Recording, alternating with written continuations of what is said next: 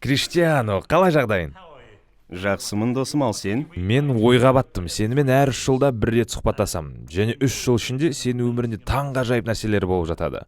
Сен ешқашан тоқтап, мен өмірім шілей болып кетті деп ойламайсың ба? Мен бұл туралы ешқашан ойлаған жоқпын, бірақ сенімен келісуім керек, бұл рас. Біздің өткен сұхбатымыз ауыр, шыншыл болды. Әрқашандағыдай. Мен сұхбаттарымда дәл осыны қалаймын. Сол себепті оны жиі жасамаймын. Өйткені азы көп сен айтқандай. Бірақ бұл жолы мен бұзық болмаймын деп уәде берем. Жақсы. Саған қалай болатынын көреміз. Иә, көреміз. Маған бар ғой біз негізі қазір Сауд Арабиясындамыз. Сен Риядтағы үйіндесің. Сен студияны ұнатып тұрмын. Бірақ мұнда бір мәселе бар. Оны не екенін білесің бе? Мен саған берген Арсенал жейдесі қайда? Мен білдім ғой. Енді білсең ол қайда? Ол ішінде, яғни қорапта. Мені әлі күнге дейін не таңғалдыратын білесің бе?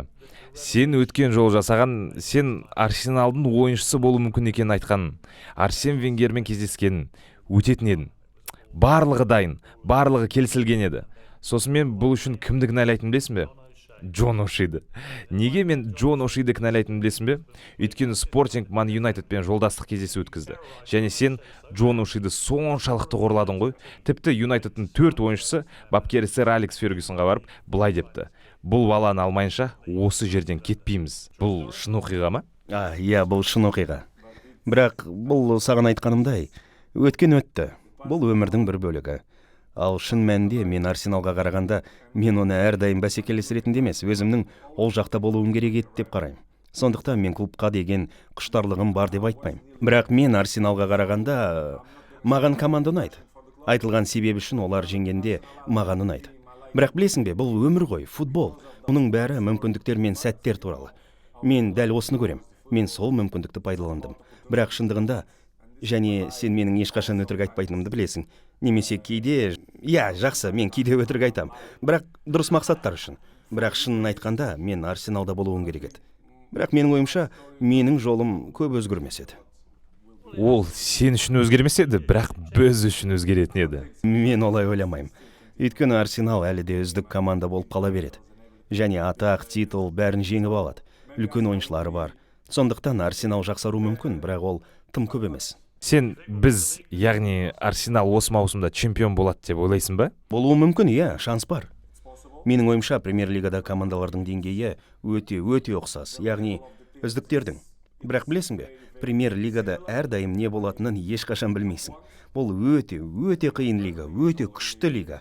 Бірақ Манчестер лиганы жеңбейтіні сөзсіз. Өйткені олардың қазірдің өзінде жіберіп алған ұпайлары көп. Мүмкіндік бар, бірақ мен бұған сенбеймін. Арсенал, мүмкін. Маған бір үміт берші. Сен сияқты тұлғадан естейікші, бізге үміт керек, досым. Шанстары бар, көрерміз. Сен езуінен шыққаны керек осы сөздердің. Арсенал чемпион болуы мүмкін. Рахмет. Енді менде дыбыс жазбасы бар. Сен жаңа Манчестер туралы айтып қалдың. Юнайтед туралы емес, Сити туралы айтып отырсың ғой, Біз соңғы рет сөйлескенде жағдай мүлдем басқаша еді. Сен Юнайтедтегі адамдармен тартысқан едің. Сен кеткің келді, одан кейін кеттің. Сен сол сұхбатта айтқандардың өте көбі оқиғалар арқылы дәлелденді. Сондықтан, бұл үлкен дау тудырса да, ешкім сол сұхбатқа кері қарап, сен мүлдем шыншыл болмағаныңды айта алмайды. Және сен анықтаған мәселелердің ашық дұрыс екенін біледі. Көп өзгеріс немесе жақсарту болған жоқ. Оның үстіне сол сұхбаттан бері Юнайтед одан бетер түсіп кетті. Сен ойынша, Юнайтедте не дұрыс емес, және ол қалай түзеледі? Мен үшін, бұл клуб үшін өкінемін. Өйткені бұл әлемдегі ең маңызды клубтардың бірі. Және мен әлі де жүрегімде сақтайтын клуб, белгілі себептермен өзің білесің. Сен болашақ үшін, негіз құрау үшін ақылды, зерек адамдарды тауып сақтап қалу керексің. Манчестер Юнайтед бұрынғы жылдары болғандай. Ники Бат, Керрик, Рой Кин, Бекхэм, олар үлкен ойыншылар болды. Бірақ оларда жас болды. Сондықтан Манчестер Юнайтедте қазір құрылым жоқ. Мен болашақта бұл өзгереді деп үміттенем. Жақын болашақта, өйткені клубтың әлеуеті таңғажайып. Бұл ғасырдағы ең маңызды алып клубтардың бірі. Сен әлде Юнайтедтің нәтижелерін бақылайсың ба? Және олардың нашар ойнаған көріп, саған әлде ауыр тиеді ме? Әрине. Өйткені мен онда ойнадым көптеген жылдар бойы. Мен онда чемпиондар лигасын жеңдім, алтын допты жеңдім. Мен онда 13-14 атақ жеңдім. Сондықтан мен айтқанымдай және қайталағанымдай Манчестер Юнайтед әлі де менің жүрегімде. Мен бұл клубты сүйем. Бірақ біз бәріміз шыншыл болуымыз керек және өзімізге қарауымыз керек. Тыңдаңыз, олар жақсы жолда емес. Сондықтан оларға өзгеру керек. Бұл тек бапкер мен ойыншылар туралы емес, менің ойымша. Қазір онда жас Португал бапкері бар. Сен ол туралы не деп ойлайсың? Ол өз жағдайынша күреседі. Ол не істей алады? Ертегілер ме? Сиқыр жасау мүмкін емес. Біз Португалияда айтамыз, сиқыр тек Фатимада болады. Сен бұл сөз тіркесін білесің бе? Сен Фатиманы білесің бе? Иә, әлбетте. Сен сиқыр жасай алмайсың. Тіпті ойыншылар Манчестер Юнайтедте жақсы ойыншылар бар. Бірақ олардың кейбіреулерінде Манчестер Юнайтедтің не екенін түсінетін сана жоқ. Окей. Сен өткен аптада миллиардер болдың. Және соны саған айтқан адам мен. Бірінші болып мен хабарладым ғой. Жоқ, сен қателесесің. Қалай? Дұрыс емес пе миллиардер болған? Мен миллиардер болғаныма көп жыл болды. Ай, досым, мен сен осылай айтатынын білдім. Оны қалай білдің? Саған кім айтты? Өтінем, Пирс, мен өз ақшамды білем. Сонда сен нақты қанша ақша барын білесің бе? Нақты 100% емес, бірақ әрине, сен өз заттарыңды қарауың керек. Бұл қалыпты жағдай ғой. Мен оны қарап санайтын адам емеспін. Бірақ менің айналамда маған көмектесетін адамдар бар. Білесіз бе, барлық салаларда дұрыс істерді жасау үшін. Бірақ қаржылық тұрғыдан алғанда, менің күн сайын сөйлесетін бір адамым бар. Ол туралы емес, бірақ менің құрылымым туралы, инвестициялар, мүмкіндіктер туралы, және менде бақылау бар. Өйткені бұл менің өмірім, бұл менің ақшам. Сен миллиардер болғанды түсінген сәт, ол қалай болды? Мен бұның болатынын білетінмін, сондықтан мен дайын болдым. Бұл уақыт мәселесі еді. Сондықтан шын мәнінде мен өте бақытты болдым. Бұл сен алтын допты жеңген сияқты, өйткені сен өз мақсаттарыңды қоясың. Бәрі үй салу, көлікке ие болу сияқты өз мақсаттарын қояды. Сол санға жету менің мақсатым болды. Солай ма? Иә, шын. Мен ақшаға берілген жоқпын. Өйткені менің ойымша, ақша сізге көптеген жолдармен көмектесе алады. Бірақ сен белгілі бір деңгейге жеткенде, менің ойымша ақша енді маңызды емес. Бірақ әрдайым көбірек болғаны жақсы, өйткені біз адамбыз. Біз бар нәрсеге ешқашан қанағаттанбаймыз. Бұл мен уақыт өте келе түсінген нәрсе. Қаржы маңызды, ақша маңызды, бірақ басқа нәрселер одан да маңызды. Бірақ сенің сұрағыңа жауап беру үшін мен өте бақытты болдым. Өйткені бұл менің санамда болған негізгі мақсаттардың бірі болды. Футболдан бөлек трофейлер, Чемпиондар лигасы, алтын доптар, трофейлер, бәрі. Қаржылық және бизнес тұрғысынан бұл менің мақсатым болды. Сондықтан 39 жасымда мен сол санға жеттім. Және мен шын мәнінде өте мақтан тұттым. Ал енді олай болса әлем естіді. Және Bloomberg бұл есепті жасады. Және сен футбол тарихындағы тұңғыш миллиардер деп жарияландың. Тұңғыш рет. Және басқа спорт түрлерінде бұл саннан асқан спортшылар саны өте аз. Мысалы, Тайгер Вудс, Роджер Федерер, Майкл Джордан туралы айтуға болады. Бірақ олар өте аз. Криштиану, сен футболда жалғызсың. Жалғыз болу саған өте маңызды ма? Жақсы, бұл мені көп таңғалдырмайды. Өйткені егер сен футбол тарихын айтсаң, және олар мені өзінше пиздес деп атай алады не болса да. Бірақ сандар өтірік айтпайды. Мен әрдайым айтып жүрген нәрсе, егер сен футболдағы көптеген рекордтарды қарасаң, Криштиану олардың тізімінде үстіңгі жағында. Сондықтан бұл тағы бір рекорд. Сондықтан мен үшін шындығында бұл мені таңғалдырмайды. Өйткені мен футболдағы өзімнің әлеуетімді білетінмін. Шынын айтқанда, бұл мені таңғалдырмайды. Мен сол санға көптеген себептермен жететінімді білетінмін.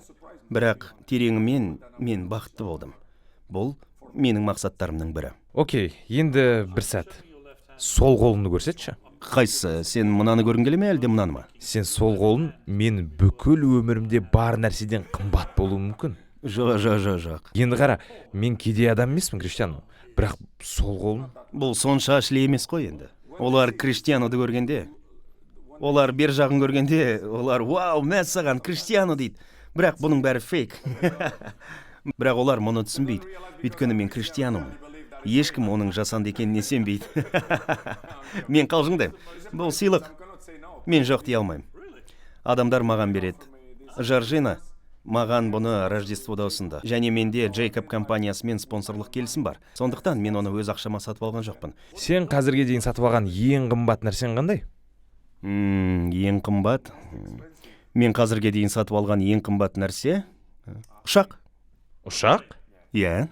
мен сен бұл туралы жайбарақат айтып жатқан бірақ бұл солай болды. ұшақтың қандай түрі? Менде 30 жасымнан бастап өз ұшағым бар. Бірақ мен оны дәл 1 жыл бұрын ауыстырдым. Сондықтан бұл сәл қымбат. Окей, сен қалыптылық туралы айтқан болатынсың. Адамдар қалыпты деп санайтын өмірді жүргізе алмайсың, әрине. Сен супер жұлдызсың ғой. Адамдар тобы бар жерлерге бара алмайсың, өйткені сен қоршап алады. Мен мұны көрдім. Бірақ былай дегенмен сен мүмкін мен білетін ең қарапайым миллиардер супер жұлдызсың. Сен өте қарапайымсың. Адамдар әрдайым маған бұл туралы сұрайды. Олар Криштиану қандай? Ол шынымен қандай? Ол шынымен өмірде қандай деп сұрай береді. А мен оларға Криштиану ол жай қарапайым жігіт. Мен сен қайдан келгеніңді ешқашан ұмытпайтынын сеземін.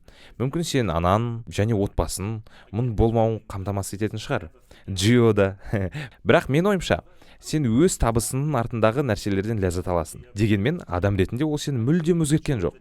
Мен ойымша, сен шын мәнінде өте қарапайым жігітсің. Өзің туралы сөйлеу қиын, бірақ мен саған бұрын айтқанымдай, маған бәрібір. Сен мені білесің. Маған адамдар мен туралы не ойлағаны маңызды емес. Және олар мені жәбірленген, мені мен десе, маған бәрібір, шын. Менің 5 балам бар. Және менің көңілім әлі де жас. Менде әлемдегі ең жақсы достар бар. Маған көп көмектесетін команда бар. Жария пікір мен үшін енді маңызды емес. Мен жай бақытты болғым, өзім ұнататын істерді жасағым келеді. Футболдағы деңгейімді сақтағым, гол соққым келеді. Бұл әлі де мені бақытты етеді. Мен әлі де жаттығуға барғанда бақыттымын. Жаттығуда, жарысқанда. Менің ойымша, мен қалыпты адаммын. Мен ақша жұмсамаймын. Мысалы, мен саудаға бармаймын. Егер мен бір жерге барсам, мен қалағанымды сатып ала аламын. Бірақ маған бұл енді қажет емес.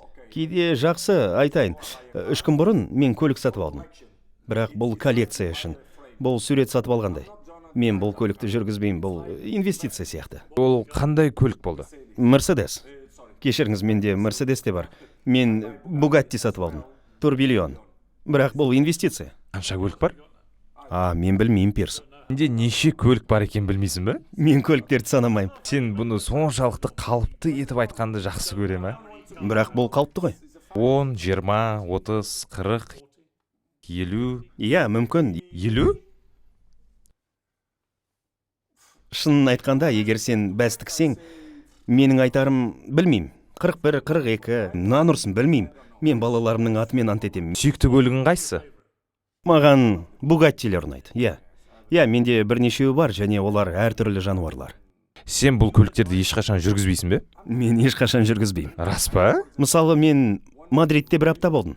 Және көліктерімді қарап шығу үшін гаражыма барып қарадым. Тек кететін күнім 2 Бугатти тексеруге бардым. Және олар келгенде мен оларға қарап қоям. Олар жақсы ма, тазалық жағынан бір қарайым. Гаражға кіргіземіз. Бірақ бұл шындық. Мен үшін көліктер енді құштарлық емес. Алдын сен мақсаттар туралы атап өттің. Сен Португалия үшін тағы 2 гол соқтың. Сосын сен 77-ші минутта ауыстырды. Ал қарсылас Венгрия соңғы минутта теңестірді. Мен сен қандай сезімде болғанды тек елестете алам.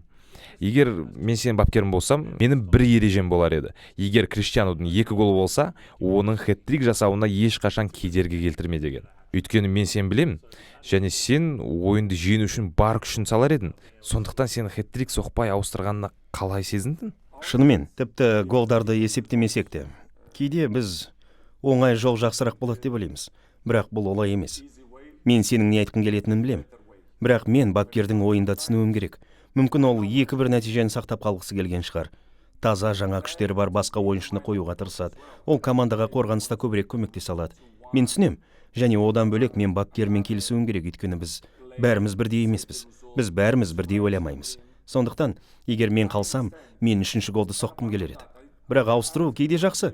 Тіпті сенің 2 голың болса да, бұл мен үшін енді мәселе емес. Өйткені мен көптеген хэт-триктер соқтым. Сондықтан бірі көп, бірі аз мен үшін. 30 жасына толғаннан кейінгі гол соғу рекордтарын күлкілі бар ғой. 30 жасына дейінгіден көрі көп, яғни тарихта мұндай жоқ. Сен қазір мансабында 950 гол соқтың. Сондықтан өткен апта барлығы видеосымен ғой, атак. Сондықтан дәлел бар дейсің ғой. Мен сен видеолар туралы айтқанды естігем. Сен бірінші голыңды есіне түсіре аласың ба? Бірінші голымды кәсіпқой ретінде ме? Иә. Бұл қандай гол болды? Сен голды көргенің жөн. Әдемі ме? Таңғажайып. Сондықтан сен соншалықты мықты бастағансың ғой, иә? Сен бұл бірінші голды көрмедің бе? Мен бұл голдың бейнесін түсірдім. Таңғажайып. Сол голдан кейін адамдар қараңыздар, бұл жігіт жақсы ойыншы болады деген сәт болды. Жарайды, көрейік.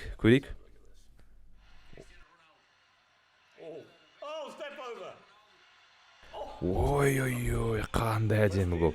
Бірінші дейсің бе? Керемет. Жиде шешіпсің еще. Әдемі, иә?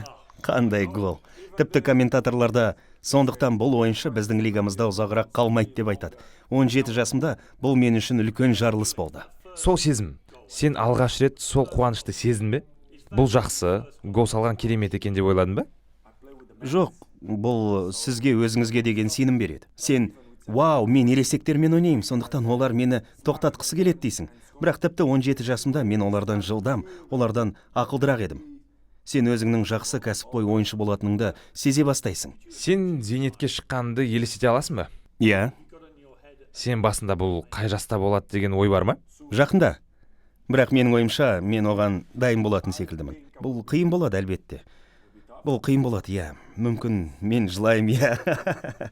Иә, қалыпты жағдай ғой. Және мен оңай жылайтын адаммын. Мен өз сезімдерімді іште сақтамаймын. Мен шыншылмын. Мен ашық адаммын. Иә, бұл өте қиын болады, иә.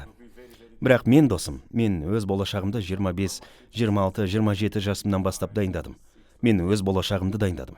Сондықтан менің ойымша, мен бұл қысымға шыдай алам. Футбол ойнаудың қуанышына ұқсас нәрсе саған не әкеле алады? Өйткені сен әлі де ойнауды сүйетіні анық. Сен ойынша, футболдан тыс нәрсе оны алмастыра ала ма? Әлде сен қабылдадың ба ол сезімді? Ештеңе менің ойымша. Ештеңе де футболда болатын адреналинмен тең келмейді. Әсіресе гол соғумен. Біз осы жолмен жүреміз. Бірақ мен айтқанымдай, бәрінің басталуы бар, бәрінің аяқталуы бар. Сондықтан менің ойымша, мен дайын болам. Менің ойымша. Бірақ менде басқа құштарлықтар бар. Менде өзім үшін көп уақыт болады. Менде отбасым үшін көп уақыт болады. Балаларымды тәрбиелеу үшін. Әсіресе Белла үшін, ол 3 жаста. Мен командамен бірге қонақ үйде көп күн болғанда, бір тұрақсыздық сезе бастадым. Мен Криштиану Джуниорды қадалағым келеді. Өйткені бұл жаста ол сәл ақмақ. Олар ақмақтық істейді. Қалыпты жағдай ғой, өйткені мен де солай істедім. Мен Матеоның футболды сүйгенін қалаймын. Мен отбасылық адам болғым келеді, көбірек отбасылық мәселелерге қатысқым келеді. Сондай-ақ менің өз хоббилерім бар. Білесің бе, мысалы UFC көруді ұнатам, жекпе-жектерді. Мен мысалы падлды ұнатам. Бұл біздің негізгі спорттық ойынымыз. Біз достарымызбен бірге ойнап үйрендік. Қазір жарысып ойнаймыз. Және мен өз компанияларымның басқа нәрселері туралы көбірек білгім келеді. Мысалы, мен ешқашан ютубер болмаймын әлбетте. Бірақ сенде 76 миллион оқырман бар. Және сен оны шамамен 3 айда жинадың. Сен ютубер болмаймын дейсің. Дегенмен сен әлемдегі ең үлкен ютуберлердің бірісің.